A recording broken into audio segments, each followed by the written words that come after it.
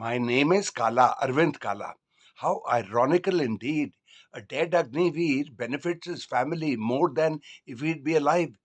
To understand this, just remember one thing: when an Agniveer joins, it's a 4-year contract, and in the first 2 years, he gets 30,000 rupees a month salary. In his third year, his salary goes up to 36,000, and in the fourth year, 40,000, and then finally, at the end of 4 years, they tell him goodbye and hand him a package of 10.5 lakhs. That's what it is. Now, if he was dead, as it happened with a fellow called Ajay Kumar or Ajay Singh, who was blown up in a land blast in Jammu and Kashmir just now, he's getting the compensation that he'll finally get. His family will finally get will be something like 1.5 crores, which gets you an interest of something like close to 90,000 monthly interest, and this continues forever.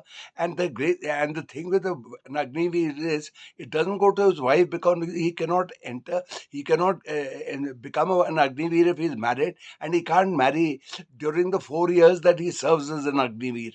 So his mother, father, brothers and sisters benefit the most. Now, the country has been agonizing about the fate of these Agniveers after 4 years. Well, the whole world is opening up to them. Why can't they go overseas and fight? But the Indian government will put spokes in the wheel. And now, for instance, Russia has recruited 100,000 soldiers on contract in the last 2 years, and they plan to recruit 745,000 more soldiers. So an Agniveer who's 18 or 19 or something, after 4 years he can join. Or why not the Jawans?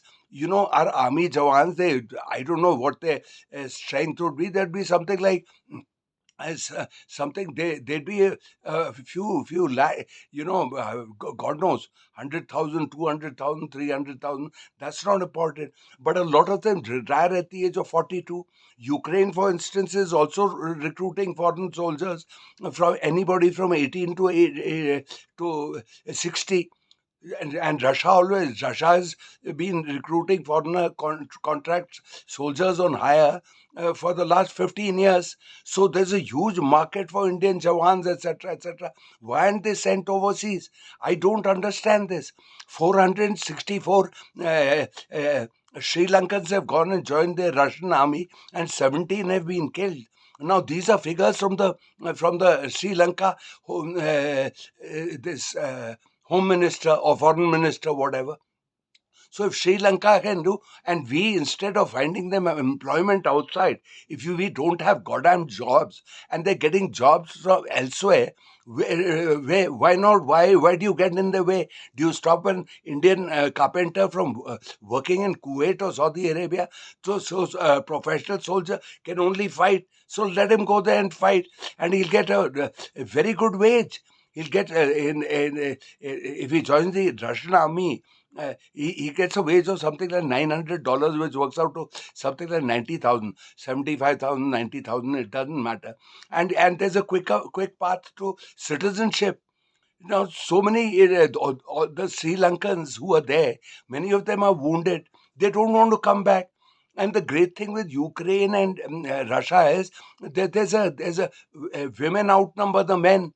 So they'll get a goddamn beauty, yaar, out there, a young fellow, 24, 25, and Russia's per capita income is around 6 times more than ours. So damn it, go there.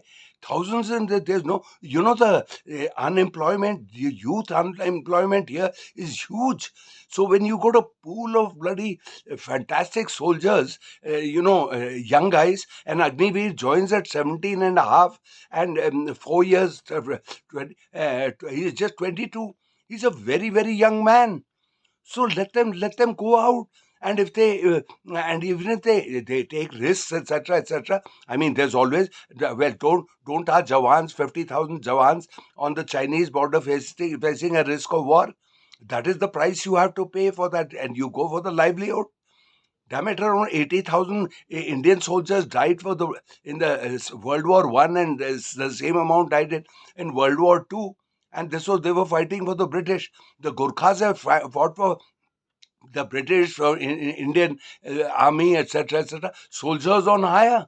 Why not? It's an avenue of employment, yeah. And in Russia, they'll get Russia gives you a salary of something like 900 US dollars, which is quite a lot, and benefits if you get wounded, etc. And it's a quick path to citizenship. You join the Russian army for 4 years, 5 years, etc. Within a year or something, you can apply for a Russian citizenship. Why not become? None of those Sri Lankans want to return. The foreign minister of Sri Lanka is saying. And here are foolish Jairam Ramesh, telling Russia, there's news that something like 50 soldiers from India have gone and joined the Russian army. And Jairam Ramesh, that so-called intellectual of the Congress, he's saying, please send them back to the Russia. Damn it, that fellow, that Indian will get a fancy little Slavic beauty, bloody Ukrainian women and Russian women, and they're absolutely the most beautiful women in the world. And you get a path to citizenship quick, 3 4 years. Russia needs men, yeah. The women outnumber men by 6%, 7%. In Russia and in Ukraine, for every 46 men, there are 53, 54 women. So you'll get a bloody goody, yeah, fancy bloody beauty, yeah, and you'll get a good wage, etc. Why are you coming in the way, Mr. Modi or whatever, whichever government? They have no brains. That's the problem with them. They don't say. Now, there are around 15 American soldiers who joined the Ukraine army. And this thing, UK has 10 British soldiers have joined the army, and the Russian army is a magnet for foreigners, for countries of the earlier Central Asian Republic like Kyrgyzstan and Tajikistan and Uzbekistan.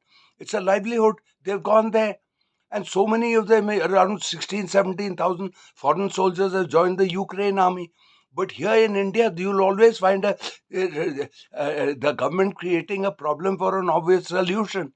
Now you're getting work overseas. You're earning for your family. You're earning for your wife, your mother, your child. Why are you stopping that guy? He's a professional soldier. Yeah, he can't. He's not an engineer. He's not an architect. He's not a chartered accountant or a lawyer.